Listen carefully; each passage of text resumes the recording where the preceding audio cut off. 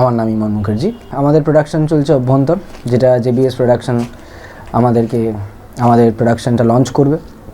তো এটা নিয়ে কাজ চলছে।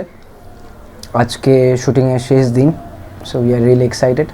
সব characters are ready to perform. So let's see কী হয়। দর্শকদের জন্য বার্তা থাকছে হচ্ছে, সমাজে এরকম অনেক শিল্পী আছে, আর্টিস্টরা আছে, যারা প্রতিনিয়ত অনেক সামাজিক চাপে প্রেশার হচ্ছে। তারা নিজেকে চিনতে পারছে না, লোকে যা বলছে সে অনুযায়ী তারা নিজেকে বিচার করে ফেলছে।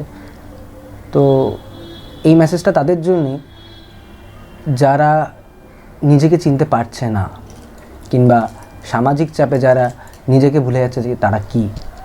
তো অনেক লেয়ার আছে সমাজের ওপর, কীভাবে সমাজ চলছে, সমাজের ওপর আর্টিস্টদের ভিউ কেমন। তো এইসব নিয়েই আর কি বেসিক্যালি এই শর্ট ফিল্মটা।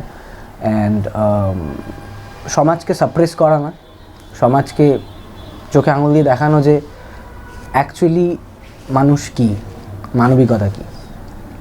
তো এটার উপরই আমরা আপাতত কাজ করছি। শ্যুট পুরো কলকাতা জুড়েই করেছি আমরা মোটামুটি। কলেজ স্ট্রিট, আমি বিশেষ করে নর্থ কলকাতা, ইভেন আউটডোরে আমরা কলেজ স্ট্রিটটাকে বেশি তুলেছি, শ্যামবাজার, হেদুয়া।